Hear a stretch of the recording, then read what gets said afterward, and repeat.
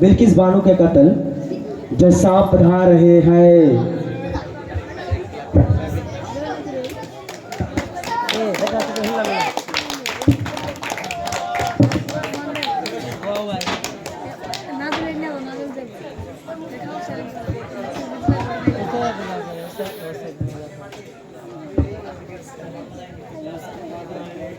Oi, oi, oi, oi. Ganti ka paro. Ini sudah.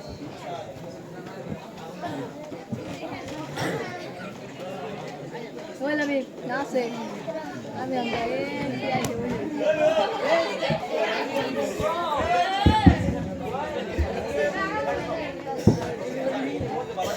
Mic नहीं कर रहा।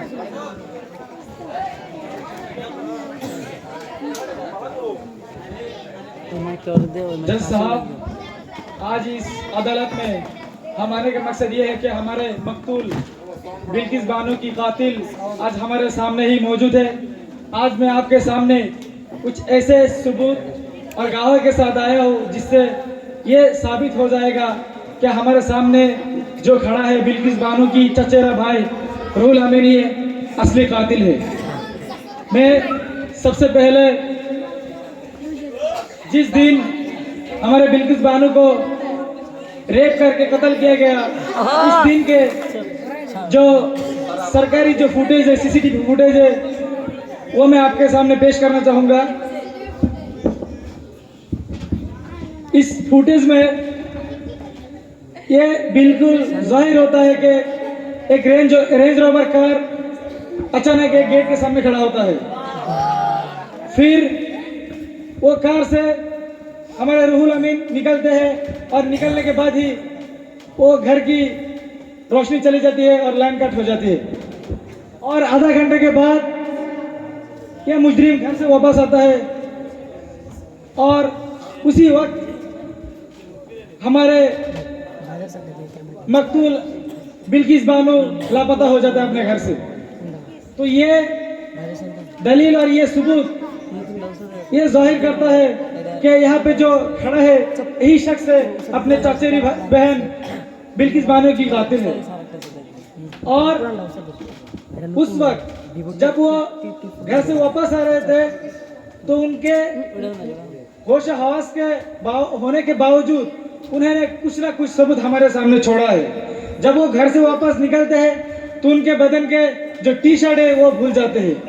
और ये टी शर्ट मैं आपको पेश करना चाहूँगा और फॉरेंसिक लैब के मुताबिक ये टी शर्ट में जितना भी फिंगरप्रिंट है उनका ही है। और ये टी शर्ट में एक बाल भी पाया गया है और वो बाल भी हमारे मकतूल बिल्किस बानो की है।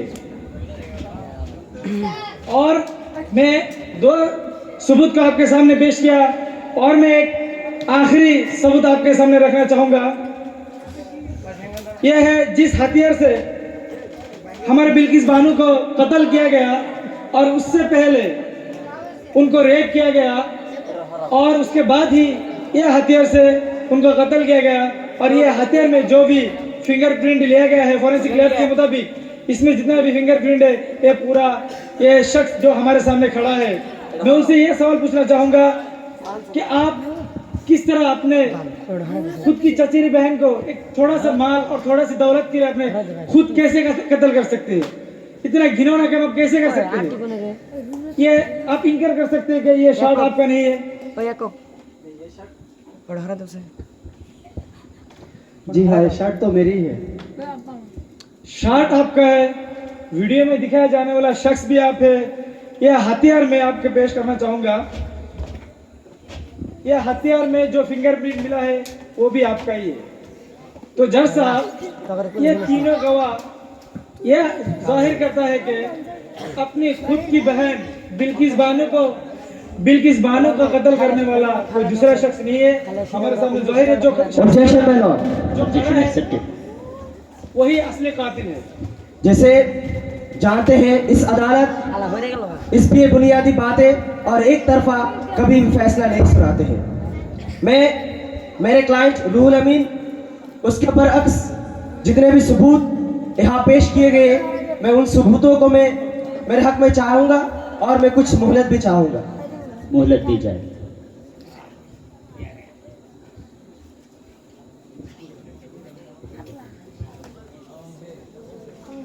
3 दिन बाद।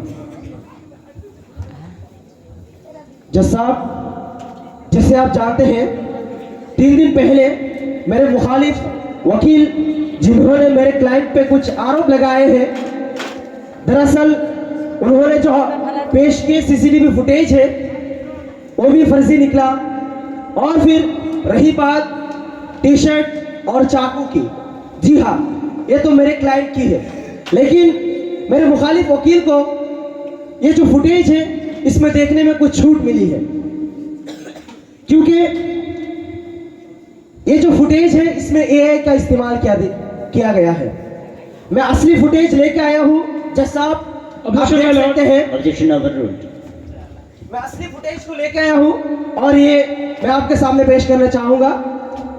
ये फुटेज में सरेआम दिखाया जा रहा है जब बिल्किस बानो की कत्ल किया गया उस वक्त 7:30 बजा हुआ था, लेकिन जो सिटी क्लॉक है उसमें दिखाया जा रहा है 6 बज रहा है। तो मैंने जाके बात किया कि आपके सिटी क्लॉक जो मैनेजमेंट कमेटी है उनसे बात किया, उन्होंने बोला 1 महीने के अंदर हमारे क्लॉक में कुछ भी खराबी नहीं आया, और उसका जो सबूत है ये आप देख सकते हैं।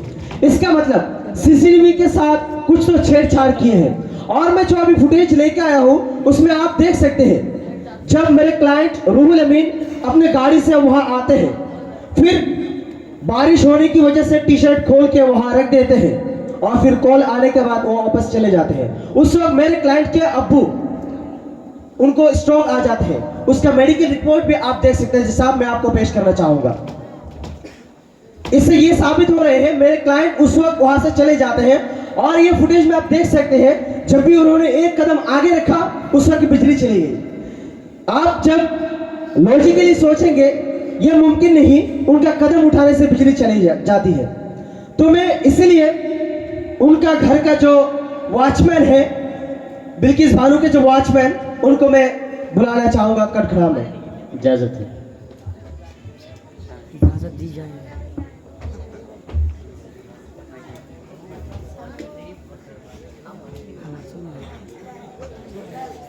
एक जना है माइक को माइक में ये पीछे पूरा नहीं कैसे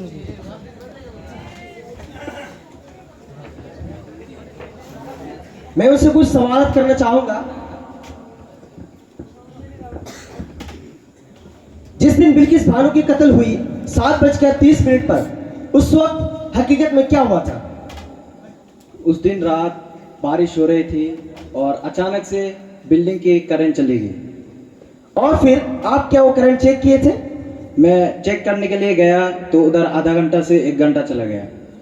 क्या मीटर में कुछ खराबी आई थी? खराबी आई थी। कैसे? कट गई थी। इसका मतलब जज साहब आप देख सकते हैं जब मेरे क्लाइंट घर के सामने था उस वक्त मीटर के पीछे कोई और एक आदमी था जिन्होंने बिजली कट दिया। और फिर Accepted. ये हमारे ओपस में जो वकील है, वकील साहब हमारे केस को दूसरी तरफ रोक करने की कोशिश कर रहे हैं। हमारे सामने जब इतना सबूत होने के बावजूद हम क्यों ये केस को मुलतवी कर रहे हैं? मैं आपसे यह दरख्वास्त करता हूँ कि तमाम सबूत को मद्देनजर रखते हुए हमारे कातिल को कड़ी से कड़ी सजा सुनाई जाए। जैसे कोर्ट कभी भी जल्दबाजी, दगेबाजी और एक तरफा फैसला नहीं सुनाते हैं।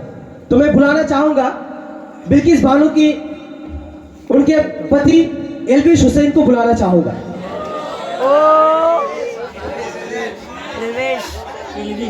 क्या इजाजत है? इजाजत।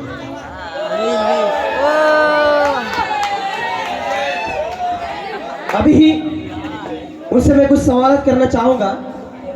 जिस दिन आपकी बीवी के कत्ल हुआ उस दिन आप कहाँ थे? जी दरअसल उस दिन मेरा कंपनी की तरफ से मालदीव में एक ट्रिप था, तो मेरा जो फ्लैट था वो 7:30 बजे को था, इसीलिए मैं 6 बजे ही घर से निकल गया था। जी हाँ, आप मालदीव के लिए निकल गए, लेकिन आपके पास सबूत क्या है कि आप मालदीव वहां पहुंच गए थे?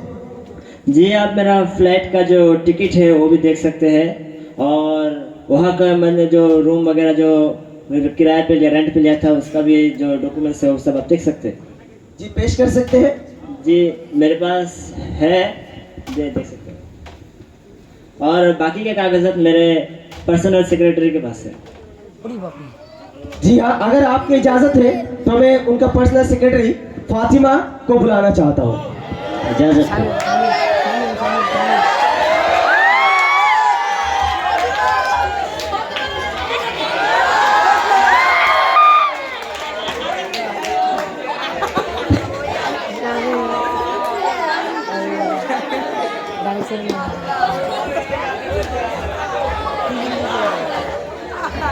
ऐसे में कुछ सवाल करना चाहूँगा।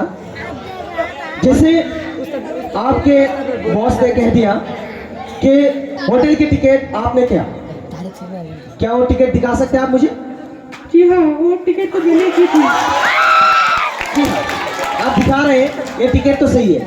आप उस दिन कहाँ थे जब आपके बॉस मालदीव चले गए थे? आप उनका पर्सनल सेक्रेटरी है, आप कहाँ थे? जी हाँ, जब सर मालदीव चले गए तो मैंने भी एक दिन का लीव ले लिया था, तो मैं भी अपने खुद के घर में ही थी। जैसे देख सकते हैं, उनका कहना है वो घर में थी, लेकिन जैसा बात ऐसा नहीं है। जब उनके घर में काम करने वाली बाई उनसे पूछा जाते हैं तो उनका कहना ये है कि इन्होंने छुट्टी में थे। तो मैं इनके बाई को बुलाना चाहूँगा, पुटली बाई को मैं स्टेज में बुलाना चाहूँगा। मुझे ये बात समझ में नहीं आ रहा है कि जब हमारे सामने इतने गवाह और इतने सबूत मौजूद है तो क्यों एक इंसान के बाद दूसरे इंसान को बुलाया जा रहा है और केस को क्यों इतना मुलतवी किया जा रहा है? Objection overruled.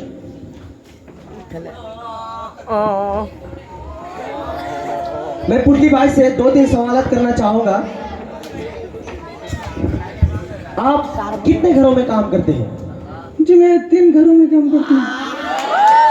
क्या आप फातिमा के घर में भी काम करती हैं? जी। आप 17 तारीख 7:30 में आप कहाँ थे? जी मैं काम में नहीं आई थी। क्यों? मैम सर ने मना की थी। इसका मतलब जज साहब यहाँ कुछ तो साबित हो रहे हैं। आप देख सकते हैं कि उनका कहना ये है कि उनका जो पर्सनल सेक्रेटरी फातिमा है, उन्होंने उस दिन घर में नहीं थी। यहाँ कुछ तो फर्जी बातें बनाया जा रहा है।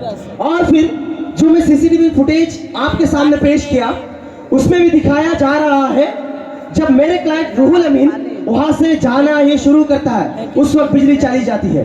और फिर वॉचमैन के गवाह के तौर पर देखे गए, पीछे तार कटा हुआ था, इसका मतलब पीछे कोई और था।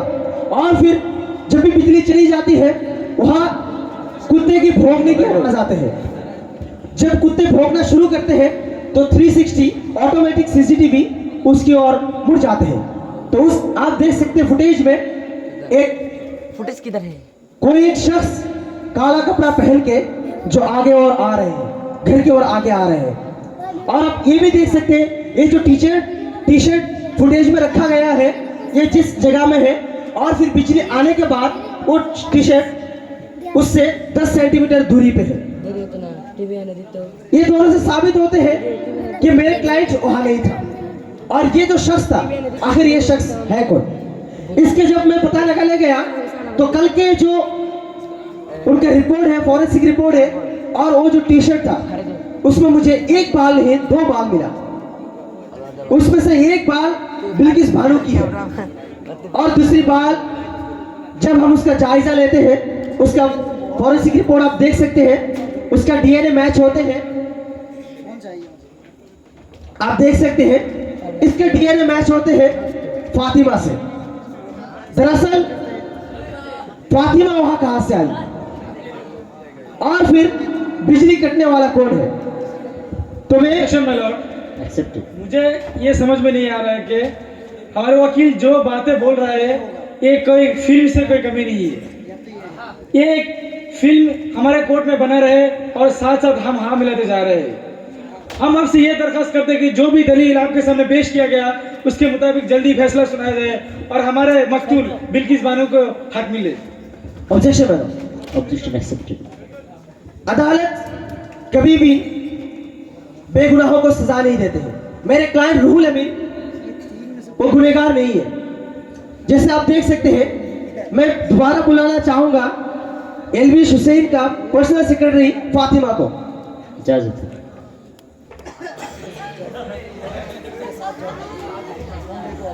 আসলে ফাতিমা লাগে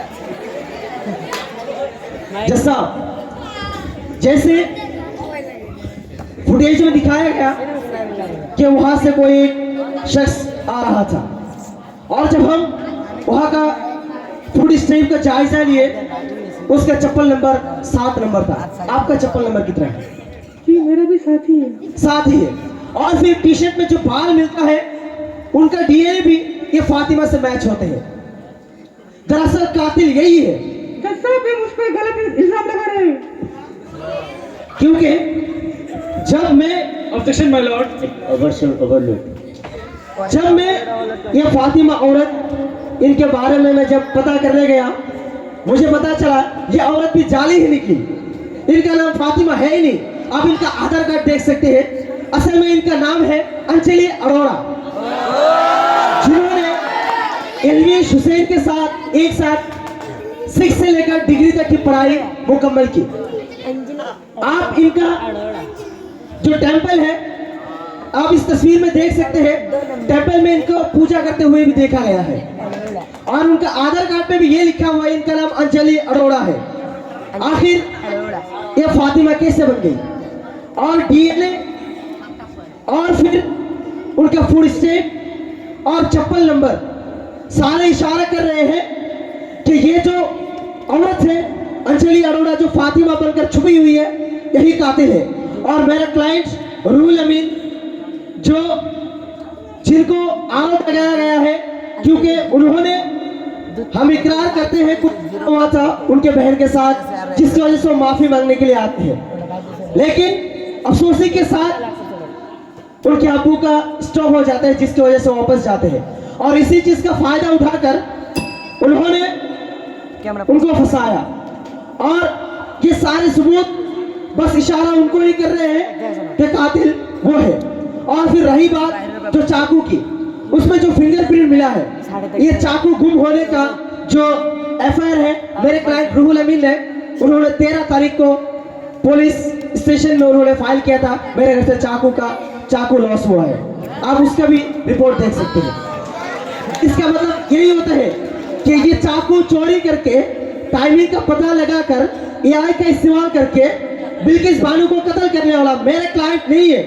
असल में कातिल अंजलि अरोड़ा है। अंजलि तो मैं जज साहब से यही गुजारिश करना चाहूंगा कि मेरे क्लाइंट को बाइज्जत बरी कर दिया जाए, और जो ये कातिल है उनको सख्त से सख्त सजा दी जाए। जी हाँ, मैं कभी नहीं किया और करा भी क्यों ना। उसके वजह से मेरा बचपन का प्यार है मुझे छीना गया। इसीलिए मेरा उससे शादी नहीं हो पाया। मैंने कदा लेकर ही नहीं गया, मेरे साथ एलबीएस भी थे। शांति बनाए रखा जाए। तमाम गवाहों और सबूतों को मद्देनजर रखते हुए ये अदालत रूहुल अमीन को बाइज्जत बरी करते हुए साथ ही साथ अरोड़ा को और उनकी प्यार एलविश को भी सज़ा सुनाती है, उम्र कैद की सज़ा सुनाती है।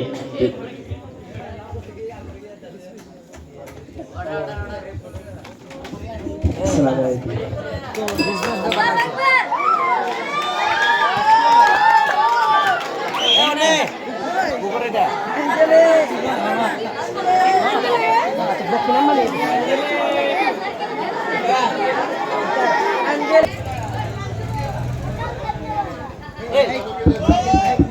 हेलो, अस्सलाम वालेकुम वरहमतुल्लाहि वबरकातुहू। जज साहब पधार रहे हैं तो आप सभी से गुजारिश की जाती है खड़े हो जाइए।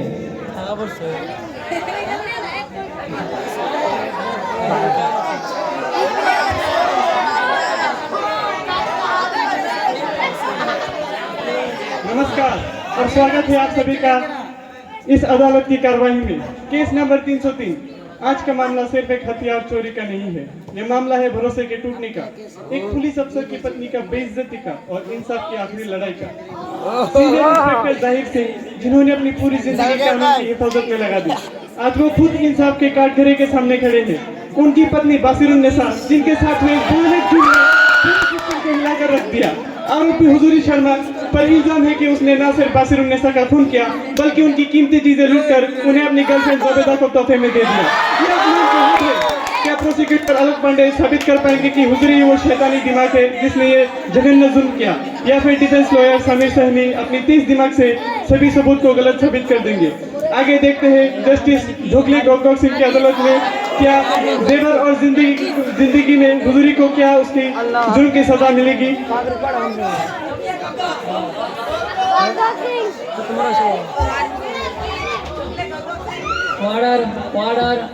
ऑर्डर आज की मुकदमा शुरू करने के लिए हुक्म दिया जाता है। माय लॉर्ड, आज हम सभी के साथ मौजूद है एक बहुत ही रेस्पेक्टेड और एक मशहूर मुंबई के एक बहुत ही फेमस इंस्पेक्टर जाहिर खान, जिनकी बीवी बासिर उन्नेसा का 13 फरवरी रात को 11 बजे बहुत बेरहमी से पहले बलात्कार किया जाता है, फिर उनका मर्डर किया जाता है, फिर उनके गले में रखा गया 1.5 करोड़ का सोने का हार चोरी किया जाता है। और ये जिसका पूरा का पूरा इल्जाम जाता है हमारे यहाँ पे खड़े हुए मुजरिम हुजूरी शर्मा को जाता है। वो हुजूरी शर्मा एक फैक्ट्री में काम करते हैं। उस दिन रात 11 बजे वो फैक्ट्री में नहीं जाकर उनको मालूम था कि जाहिर खान का बॉम्बे में एक स्पेशल मीटिंग है। वो इस मौके का फायदा उठाकर वो घर में जाते हैं और फिर जाहिर खान की बीवी बासिर उन्नेसा का बेरहमी से बलात्कार करते हैं, फिर उनका हत्या करते हैं, फिर उनके गले से 1.5 करोड़ का हार चुरा के बहुत ही बेरहमी से अपने गर्लफ्रेंड को वो वैलेंटाइंस डे के तोहफे में देते हैं। ये बहुत ही खतरनाक जुल्म है, एक बहुत ही बेरहम जुल्म है और मैं कोर्ट से गुजारिश करूंगा कि इस बेरहम और बहुत ही घटिया जुल्म के लिए इसको कड़ी से कड़ी सजा दी जाए ताकि भारत का कोई भी नागरिक ऐसा एक जुल्म करने से पहले 100 बार सोचे। Thank you. वाह वाह वाह वाह वाह वाह भाई साहब आलोक पांडे, आपकी बातों को नजर करते हैं तो इस तरह जाहिर होता है कि आप जो कह रहे हैं वो एक बनी बनाई कहानी है। शायद आप भूल गए कि हम दोनों एक ही साथ पढ़कर आए हैं, याद है ना आपको? तो मुझे आप जो यहाँ बताए हैं मुझे ये लग रहा है कि आप एक्स्ट्रा टाइम निकालकर मुझसे छुप छुप के कभी अपने कॉल का लिहाज कीजिए। जैसा रामन बना के रखे। आप कभी क्या करते थे, छुप छुप के मेरे से छुप छुप के आप कभी दूसरा कोर्स करते थे, जैसे कहानी लिखना, उसको पब्लिश करना। ऐसा है क्या? ऐसा है? नहीं तो नहीं है। तो जैसा ये जो कह रहे हैं मेरे मुवक्किल हुजूरी शर्मा, जो कि एक रेस्पेक्टेड पुलिस ऑफिसर जाहिर खान के बीवी को बलात्कार करके उसके साथ साथ जो पेशकीमती जो हार है वो चुरा कर वो अपने बीवी को 13 फरवरी रात 11 बजे को गिफ्ट में देते हैं, जो कि बिल्कुल ही झूठ है। तो उसको साबित करने के लिए मैं अदालत से ये गुजारिश करूंगा कि हुजूरी शर्मा का जो जीएफ है ज़ुबैदा खातून, मिस ज़ुबैदा खातून को कोर्ट घर में आने की इजाजत है।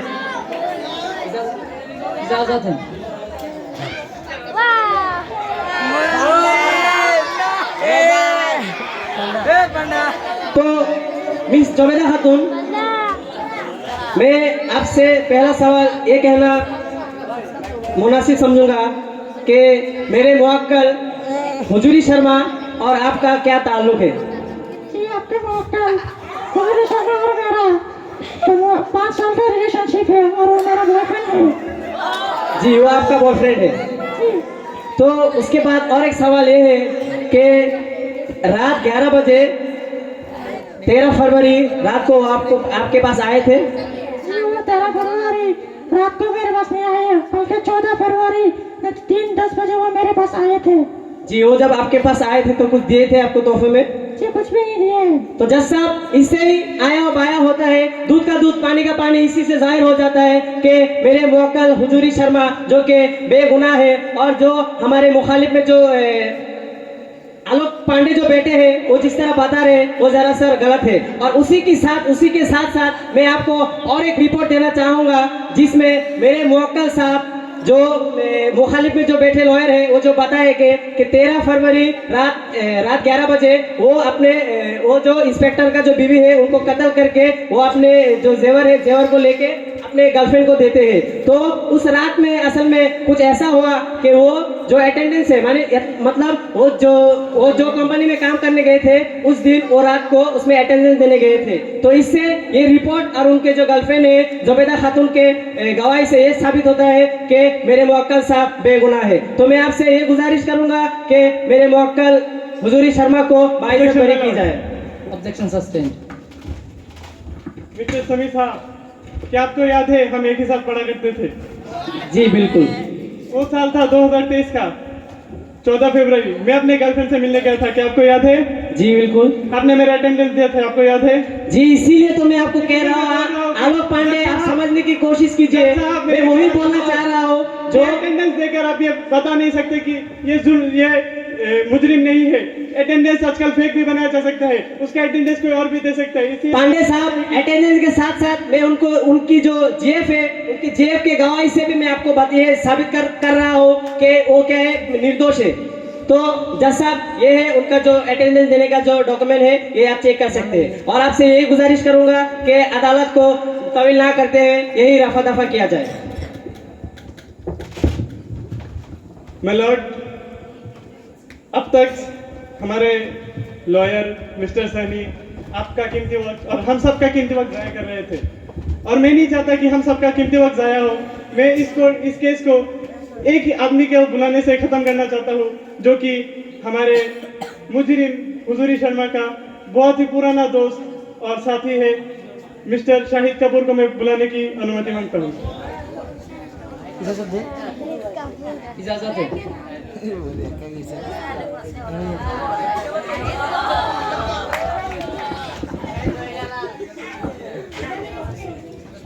तो मिस्टर शाहिद कपूर, आपका मिस्टर हुजूरी शर्मा से क्या रिश्ता है?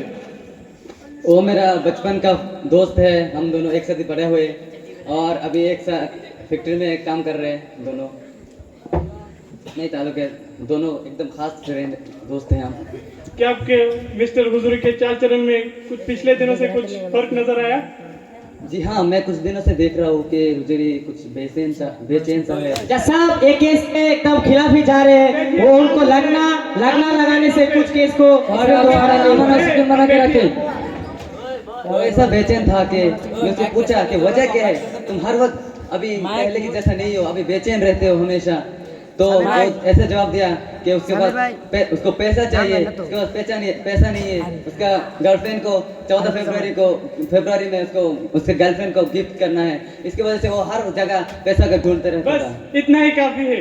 इस बात से हम ये बता सकते हैं कि हुजूरी को पैसे की सख्त जरूरत थी और उसको उपाय ना मिलते हुए उसने क्या किया, जाहिर खान की बीवी का बेरहमी से हत्या किया और उसका नेकलेस चोरी करके अपने गर्लफ्रेंड को दिया। मजनू लैला के लिए कुछ भी कर सकता है, वैसे ही एक पागल बॉयफ्रेंड अपनी गर्लफ्रेंड के लिए कुछ भी कर सकता है। उसी के लिए हुजूरी इतना गिर गया कि वो उसने एक रेस्पेक्टेड पुलिस ऑफिसर की बीवी का ना ही सिर्फ मर्डर किया बल्कि बलात्कार करके मर्डर किया। फिर उसका 1.5 करोड़ रुपए का कीमती हार अपने गर्लफ्रेंड को वैलेंटाइंस डे के गिफ्ट में दिया। मैं ज्यादा लंबा ना करते हुए कोर्ट से यही गुजारिश करूंगा कि इस भयानक और जघन्य जुल्म के लिए मिस्टर हुजूरी शर्मा को कड़ी से कड़ी सजा दी जाए। मेरे हिसाब से तो फांसी दी जाए ताकि ऑब्जेक्शन माय लॉर्ड, कोई भी नागरिक ऐसा भयंकर जुल्म करने के लिए दोबारा ना सोचे। मैं सबसे पहले आलोक पांडे को एक शायर के शायरी से मदहोश करना चाहूंगा। आप पहले मेरे शायरी सुनिए, उसके बाद मैं आपको मफहूम भी बताऊंगा। आप बेचैन रहिए। तो शायर क्या खूब कहता है, आलोक पांडे थोड़ा गौर कीजिए। तो शायर कहता है, अपनों ने दिया है धोखा, गैरों से शिकायत क्या। क्या अपनों ने दिया है धोखा। आप अगर शायरी बंद नहीं पहले सुनिए, आप पहले सुनिए, सुनने के बाद कॉन्सर्ट नहीं मैं आपको सुकून बना के रखे। शायर कहता है, अपनों ने दिया है धोखा, गैरों से शिकायत क्या। जब दोस्त ने खंजर मारा, गौर कीजिएगा कि जब दोस्त ने खंजर मारा तो दुश्मन की जरूरत क्या। तो आलोक पांडे आप जो यहाँ पर साबित करना चाह रहे हैं एक करीबी दोस्त को बुलाकर के वो इस तरह वो काम करते हैं, काम करने के बाद वो आप उससे पूछते हैं कि हाँ वो बेचैन बहुत पैसा का जरूरी है, आप इस तरह पूछे। तो इससे ये जाहिर नहीं होता है कि मेरे मुवक्किल जो हुजूरी शर्मा है वही मुजरिम है, वही कातिल है। तो मेरे अदालत से गुजारिश करूंगा कि इस सुनी बातों को ध्यान ना रखते हुए मेरे तरफ फैसला सुनाए। बस, थैंक यू। माय लॉर्ड, इनकी बातों का कोई मतलब नहीं है। ये फजूल बातें कर रहे हैं। ना इनके पास कुछ गवाह है, ना कोई सबूत है। बिन बुनियाद की बातों से कुछ नहीं होगा। मैंने यहाँ पे जो सबूत पेश किया है वो बिल्कुल पुख्ता है और एक कॉमन सेंस वाला आदमी को जरूर पता चल जाएगा कि ये जो गवाह है ये बिल्कुल सच है। मैं जज को फिर से गुजारिश करूंगा कि हमारे हक में फैसला सुनाया जाए और हुजूरी को कड़ी से कड़ी सजा दी जाए। समीर साहब, आपको कुछ बोलना है? समीर साहब, आपको कुछ बोलना है? जी नहीं। 25 फरवरी 2025 को तमाम गवाहों को मद्देनजर रखते हुए जाहिर खान की बीवी जज साहब, एक मिनट। मैं आपसे सबसे पहले माफी की तलबगार हूँ, तो मैं आपसे 5 मिनट की वक्त लेने की दरख्वास्त ये करूंगा। कानून की खिलाफी है। अभी ये कोर्ट खत्म होने वाला है, आप कुछ नहीं रुकिए। मैं जज साहब से 5 मिनट की वक्त मांगने की दरख्वास्त करता हूँ कि वो इजाजत दे मुझे। इजाजत दी जाती है। तो जज साहब, मैं अभी आप लोगों के सामने एक आदमी को बुलाने जाऊंगा जो कि उससे आया हो बाया हो जाएगा कि हमारे मुवक्किल साहब हुजूरी शर्मा मुजरिम है या नहीं। तो कोर्ट से मैं इजाजत मांगता हूँ। हाँ, इजाजत दी जाती है। इंस्पेक्टर साहब।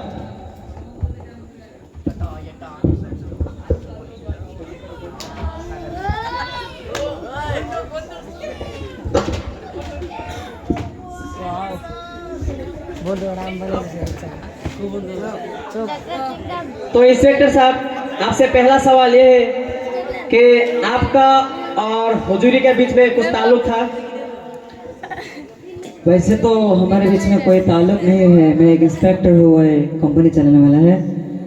तो हाँ, मुझे याद आ रहा है तकरीबन 3 महीने पहले वो मेरे पास आया था, अपने दोस्त के खिलाफ FIR दर्ज किया था और मैं उसको साहब, यही FIR के बारे में मैं आपको बताने वाला था जो कि मैं पहले आपको नहीं बताया।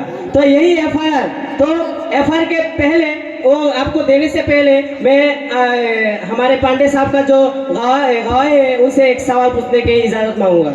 इजाजत दी जाती है।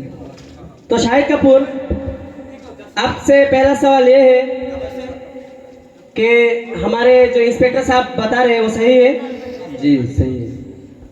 तो आप एक काम कीजिए, वो जो केस किए थे, FIR जो दर्ज किए थे, उसमें क्या हुआ था, वो हकीकत में क्या है, वो आप अदालत में पेश कीजिए।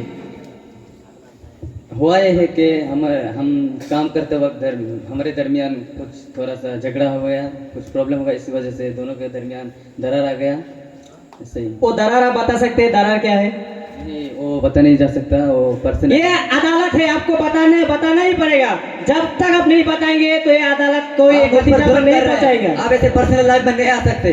बात वो नहीं है, बात ये है कि अदालत को जो हकीकत है वो जानने की जरूरत है। तो जज साहब, यही गुस्सा को बहकाने की कोशिश की जा रही है। ऐसे बात करने से किसी भी आदमी को गुस्सा आ जाएगा। जज साहब, मैं आपसे गुजारिश करूंगा कि उनको जगह में बैठने के हुक्म दी जाए। हुक्म दिया जाता है। तो जज साहब, यही गुस्सा जो अभी दिखा रहे हैं, यही गुस्सा की वजह से मेरे मुवक्किल के ऊपर साजिश करके फंसाया जा रहा है। तो उसके पहले मैं जो इंस्पेक्टर साहब है उससे चंद सवाल और पूछना चाहूँगा। तो जज साहब, इंस्पेक्टर साहब वो कुछ बता नहीं रहे कि उनके दरमियान कुछ मिसअंडरस्टैंडिंग थे, तो आप इधर आया हो बाया कर दीजिए, जिससे ये साबित हो जाए कि हमारे मुवक्किल हुजूरी शर्मा बेगुनाह है और उनको बाइज्जत रिहा किया जाए। अब से 3 महीना पहले हुजूरी साहब ने मेरे पास FIR दर्ज करने के लिए आया था उसके दोस्त के बारे में, ये बोल के कि उनके बीच में बिजनेस के बीच में कुछ गलत फहमी हो गई थी, कुछ कमो बेशी पैसा चोरी करने की वजह से ऐसा हो गया था। इसकी वजह से वो लोग FIR दर्ज किया था और उसकी वजह से मैंने उनको 3 महीने के लिए जेल भेज दिया था और उसका मैनेजर पोस्ट से लेकर मैं उनका जो निचले पोस्ट है उसके पोस्ट में उसको पोस्टपोन किया। तो जज साहब, आपको इसी से पता हो जाना चाहिए कि मेरे मुवक्किल हुजूरी शर्मा बेगुनाह है और वो जो FIR का जो दर्ज किए थे वो FIR का दर्ज इसमें आपको पता चल जाएगा कि हकीकत में क्या था। फिर उसके बाद तो जज साहब, मैं आखिर में आपसे ये गुजारिश करूंगा कि अदालत का जो फैसला है वो मेरे हक में हो, यानी मेरे मुवक्किल को बाइज्जत बरी की जाए। माय लॉर्ड, अब तक जो हमारे यहाँ पे मिस्टर समीर सहनी कह रहे थे, कुछ तो बात है उनमें, लेकिन मेरा कहना यह है कि मिस्टर हुजूरी शर्मा ही है असली कातिल। और ऐसे एक भयानक और भयंकर कातिल को, जिन्होंने न सिर्फ खून किया बल्कि बेरहमी से बलात्कार किया, और 1.5 करोड़ रुपए का हार, सुनिए 1.5 करोड़ रुपए का हार जिनमें हीरे लगे हुए थे, वो जाके वो अपने गर्लफ्रेंड को गिफ्ट दिया। तो ये एक बहुत ही बुरा काम है, बहुत ही जघन्य काम। मैं आपको पहले बता चुका हूँ, ना उनके पास कोई सबूत है ना दलील है। मुझे बोलने दीजिए। मैं आखिर में यही पहले जैसे गुंजाइश कर चुका हूँ, फिर से गुंजाइश करूंगा कि मिस्टर हुजूरी शर्मा को कड़ी से कड़ी सजा दी जाए, ताकि हिंदुस्तान का कोई भी आदमी ऐसा जुर्म करने से पहले 100 बार सोचे। तो जज साहब, मैं आपसे आखिर में यही कहूंगा, वो जो कह रहे हैं ना उनके पास कुछ दलील है ना सबूत है, कुछ भी नहीं है, बल्कि बस ऐसे ही बनी बनाई बातों को इस अदालत में पेश कर रहे हैं। तो आखिर में मैं यही कहूंगा कि फैसला हमारे हक में हो। मैं उधर से बोल सकता हूँ? जी आइए।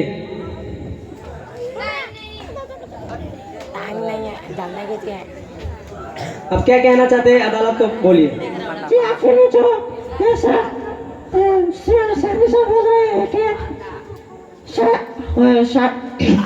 शाहिदुल्लाह असली का कातिल है और हुजूरी शर्मा वो बाइज्जत बरी किया जाती है, क्योंकि मैंने दोनों के साथ डबल डेटिंग किया और ऊपर से हुजूरी को और नीचे से अपने शाहिदुल को मैंने डेटिंग करने के लिए उधर फायदे वाले दिया।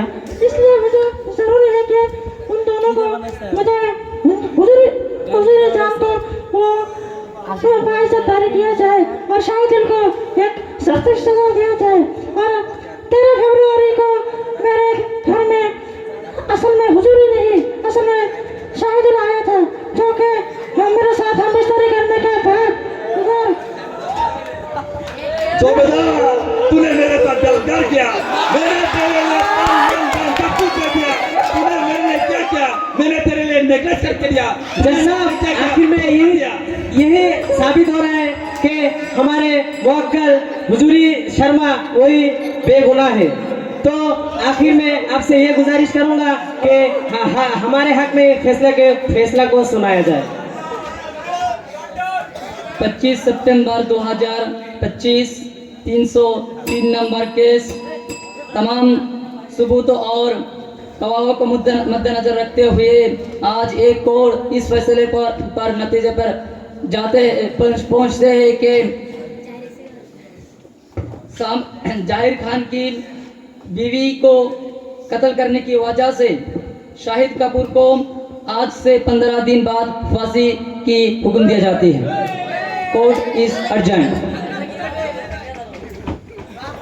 ऐसा नहीं हो सकता, मैं अपने आप को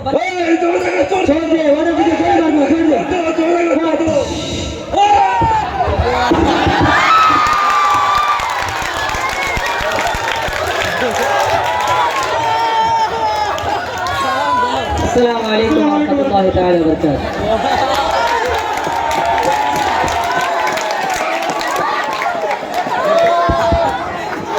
14 फरवरी को एक नामी ज्ञानी माने जाने वाले फिल्म मेकर शुक्ला चौधरी साहब का देहांत हो गया। उनके प्लेटफॉर्म, उनके घर के करीब जो उनका फिल्म इंडस्ट्री का जो बिल्डिंग है, वहाँ के 23वें मंजिल में लिफ्ट में उनका बॉडी पाया गया, जहाँ उनके सीने में 2 गोली लगी हुई थी और उनके बाजू में उनके सौतेला बेटा अमन साहिब हाथ में पिस्तौल थामे हुए बेहोश पड़े थे। तो सभी के मुताबिक कातिल अमन साहिब है।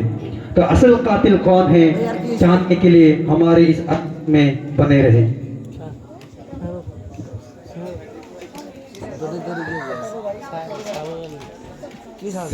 सभी देहात जस्टिस नूरुल्लाह नूर चौधरी पधार रहे हैं।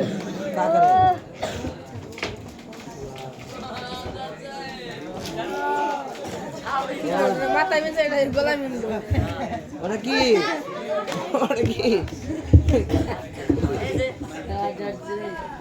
खतरनाक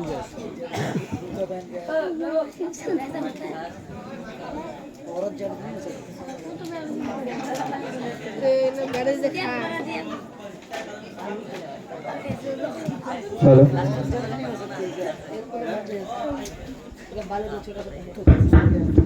हेलो हेलो हेलो हेलो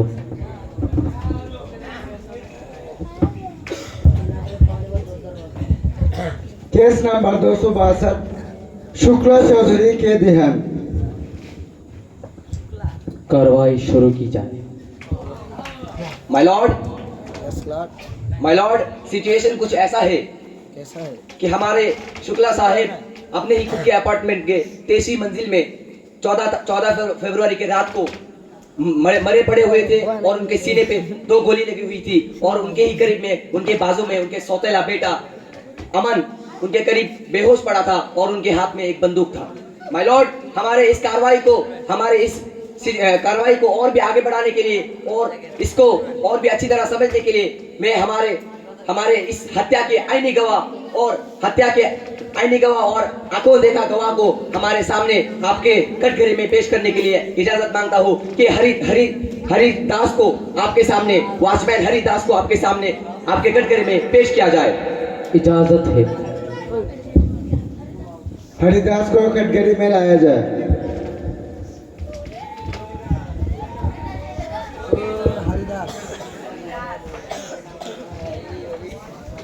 तो वॉचमैन हरिदास, आपने 14 तारीख की उस अंधेरे रात में क्या क्या देखे हैं, क्या आप तफसीलात के साथ बयान कर सकते हैं?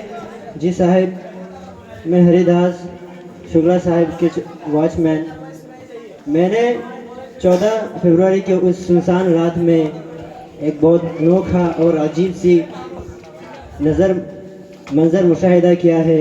तो हुआ कि कुछ यूँ था कि मैं उस दिन 23वीं फ्लोर पर मैं अपने ड्यूटी पर था और मेरे सामने से मैंने अमन साहिब को गुजरते देखा था।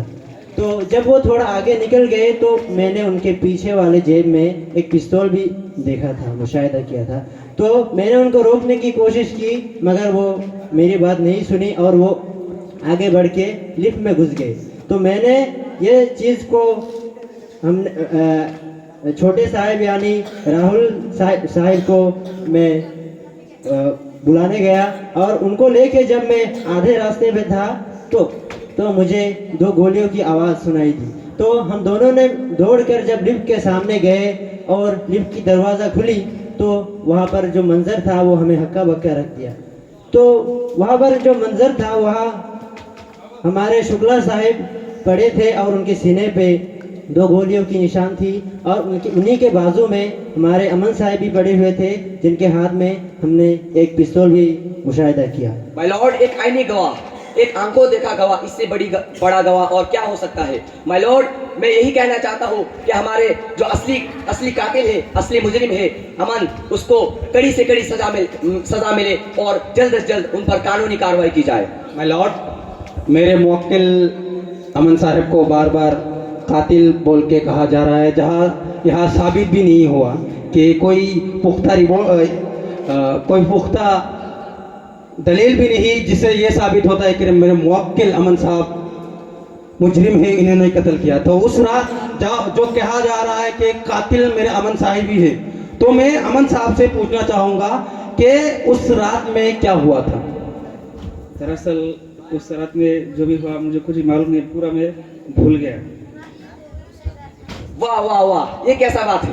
ये मजाक चल रहा है क्या? नहीं मजाक नहीं, मैं बताता हूँ। भूल गया? वाह वाह वाह, ये जो कह रहे हैं भूल गए, ये गलत बात नहीं है माय लॉर्ड। कैसे गलत बात? ये अमन साहब का मेडिकल रिपोर्ट। बचपन में एक बार अमन साहब गिर गए थे, बेड से गिर गए थे, जिनके वजह से इनके सर में चोट आई थी, जिसके वजह से इनको भूलने की बीमारी है। अगर इनके सामने अगर कोई ऐसा हादसा आ जाए जिनसे इसको घबराहट होती हो या इनको कोई दिक्कत होती हो या इनको नर्वस फीलिंग होती हो, डर जाते हैं, तब ये वो जो वाकया है भूल जाते हैं। जब इनके आंखों के सामने इनके बाप का, इनके आपका अब्बू का कत्ल किया गया हो, तब ये क्यों नहीं घबराएंगे? तब जरूर घबराएंगे। आप कहना क्या चाहते हैं? आपका मकसद क्या है? अगर ये कातिल नहीं है तो कौन कातिल है? कौन कातिल है? तो जिस तरह मुझे केस स्टडी से मुझे पता चला है कि उस दिन 14 फरवरी की रात में इस मामले में एक तीसरा शख्स भी मुलविस था, तो मैं उस तीसरा शख्स सूरज को मैं कटघरे में बुलाने की इजाजत चाहता हूँ। इजाजत है। सूरज को कटघरे में लाया जाए।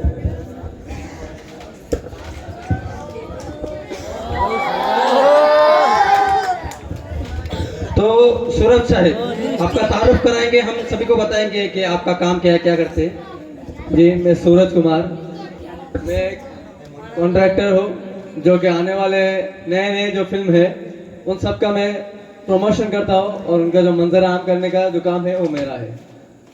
तो आप फिल्म को प्रमोशन करते हैं, तो ऑब्जेक्शन तो आपके और शुक्ला साहब के दरमियान क्या रिलेशन था? जी, जैसा आपको मालूम होगा कि शुक्ला साहब एक जाने पहचाने क्या थे, प्रोड्यूसर थे।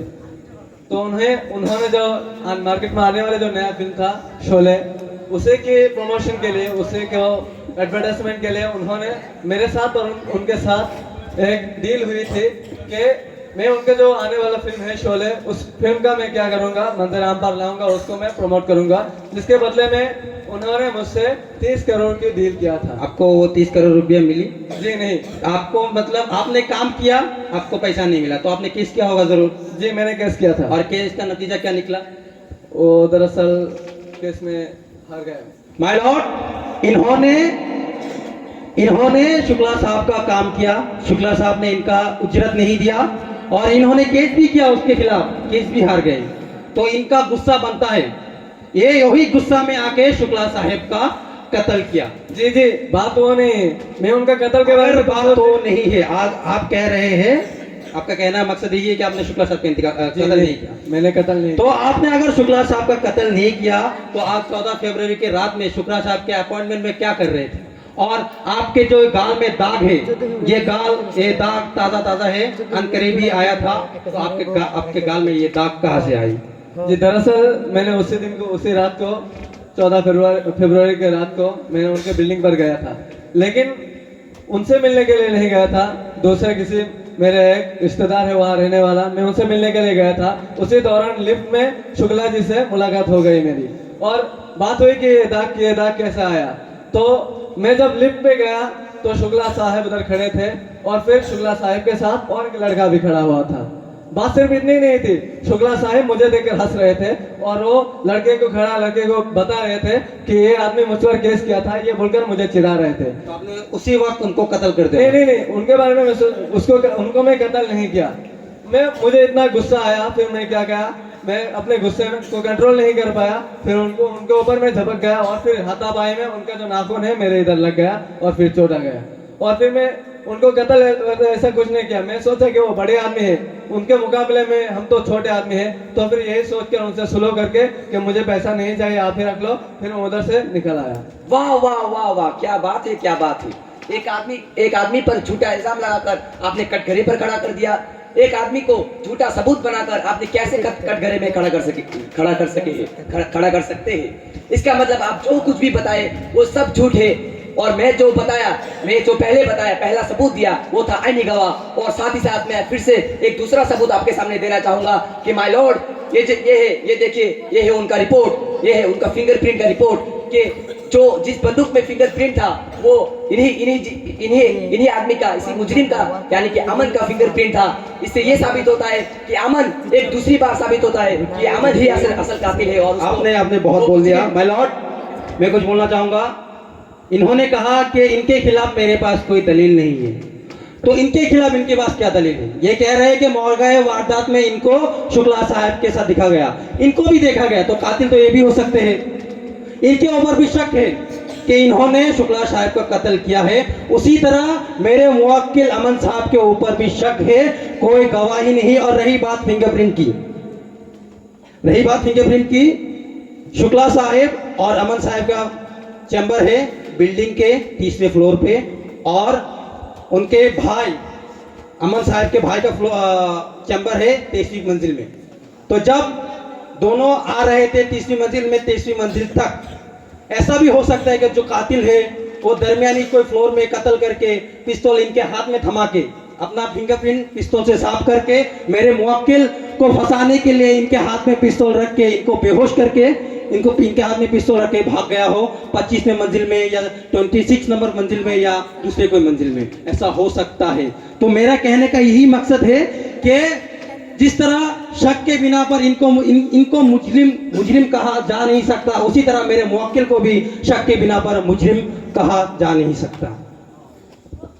और रही बात कातिल की, वो तो मुझे मालूम नहीं कातिल कौन है, मगर मैं अदालत से ये दरखास्त करूंगा कि मुझे 3 दिन की मोहलत दी जाए ताकि मैं मेरे मुवक्किल के सपोर्ट में और अच्छा और पुख्ता दलील ला सकूं और असल मुजरिम कौन है उसको सामने ला सकूं।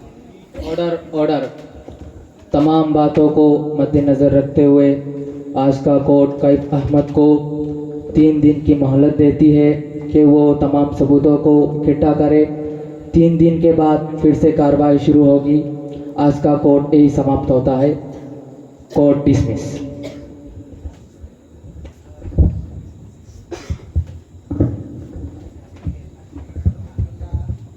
सभी ध्यान दें, जस्टिस नूरुल्लाह नूर चौधरी पधार रहे हैं।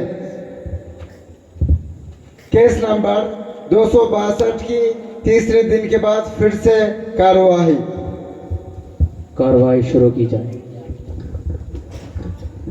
माय लॉर्ड, जिस तरह मैंने 3 दिन की मोहलत मांगी थी, मुझे लगता है ये 3 दिन की मोहलत ने मुझे बहुत ताकत दे दी, क्योंकि मुझे लगता है कि ये 3 दिन की मोहलत के बाद ये जो केस है मैं 3 मिनट में सॉल्व कर पाऊंगा। तो मैं मेरे ऑपोजिशन राकिब चौधरी साहब के आईनी गवाह, जिनको ये कल उस दिन आईनी गवाह के नाम से पुकार रहे थे कि आईनी गवाह है, इनके आईनी गवाह को मैं दोबारा कटघरे में बुलाना चाहूंगा। इजाजत है। हरिदास को कटघरे में लाया जाए।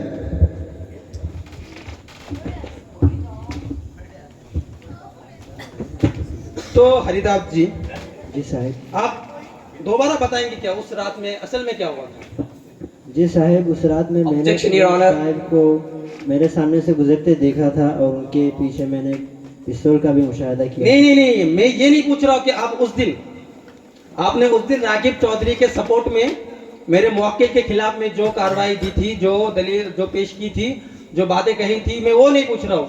असल में उस दिन क्या हुआ था, आपने क्या देखा, मैं वो पूछ रहा हूँ। जी साहब, मैं सच कह रहा हूँ, यही हुआ था। झूठ पे झूठ, झूठ पे झूठ।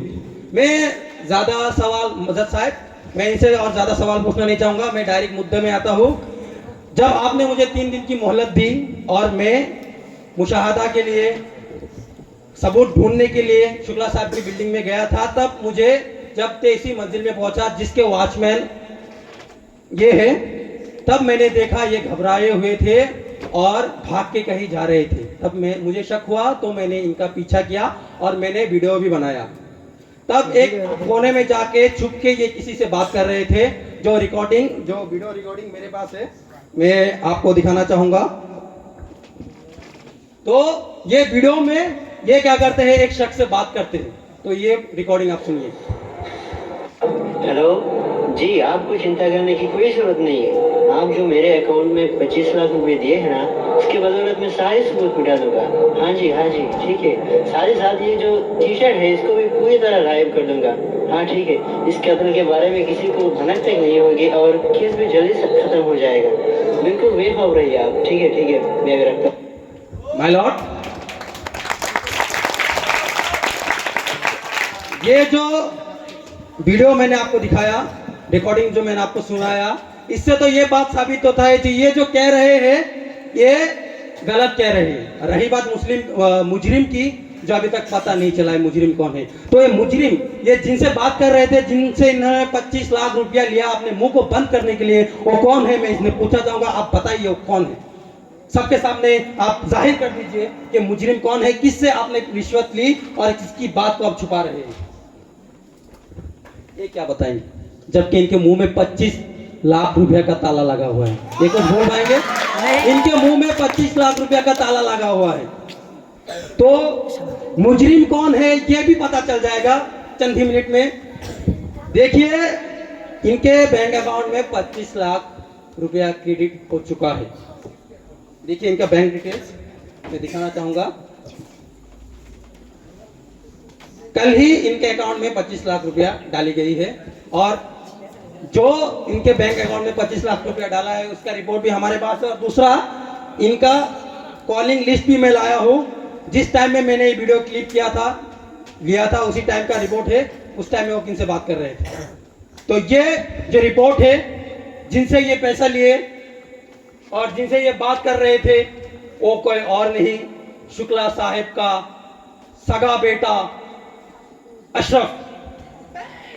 शुक्ला साहब का सगा बेटा अशरफ ने ही कत्ल किया था, क्योंकि इनके बैंक अकाउंट में पैसा ट्रांसफर करने वाला कोई और नहीं, शुक्ला साहब का सगा बेटा अशरफ है। तो मैं अदालत से इजाजत चाहूंगा कि कटघरे में अशरफ को बुलाया जाए। इजाजत है। अशरफ को कटघरे में लाया जाए।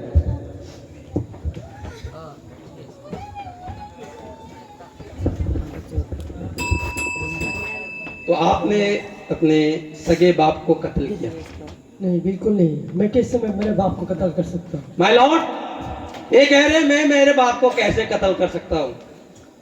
तो आपने इनके अकाउंट में 25 लाख रुपया क्यों डाली, और ये आपसे क्या बात कर रहे थे? हाँ, मैंने ही मेरे बाप को कत्ल किया, मगर इस कत्ल के पीछे मेरे बाप को मैंने जानबूझकर नहीं की। मैं असल में कत्ल करने वाला था मेरा भाई अमन को, मगर एक ही वजह है इसके पीछे, क्योंकि मेरे बाप का जो जायदाद है उसका आधा मेरे भाई उसको देने वाले थे। तो इसी वजह से मैं मेरे भाई अमन को कत्ल करने वाला था, मगर बीच में मेरा बाप आ गए, जिसकी वजह से मैं गलती से मेरे बाप को कत्ल कर दिया। और मुझे इस बात पर अफसोस है कि मैंने मेरे बाप को बिना जान के, मेरे भाई को कत्ल करने की बिना मेरे बाप को मैंने कत्ल कर दिया। वाह वाह, आपने जायदाद के लिए अपने भाई को मारना चाहा, मगर में क्या हुआ? आपने खुद के बाप को मार डाला। माय लॉर्ड, मुझे लगता है और ज्यादा दलील की जरूरत नहीं, क्योंकि इन्होंने अपने मुंह से कबूल कर लिया कि कातिल यही है। इन्होंने कबूल कर लिया कि कातिल यही है। तो मैं कोर्ट से यही दरखास्त करूंगा कि मेरे मुवक्किल अमन साहब को बाइज्जत बरी की जाए, और इनको, जिन्होंने अपने बाप को अपने पैसे के लालच में अपने भाई को मारना चाहा, मगर क्या हुआ, अपने बाप को ही मार डाला, इनको कड़ी से कड़ी सजा सुनाई जाए। Order order order.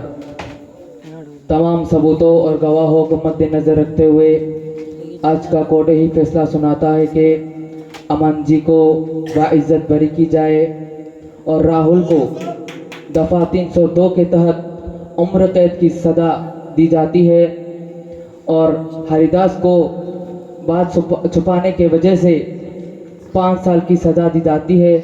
आज का कोर्ट यही समाप्त होता है। Court dismiss.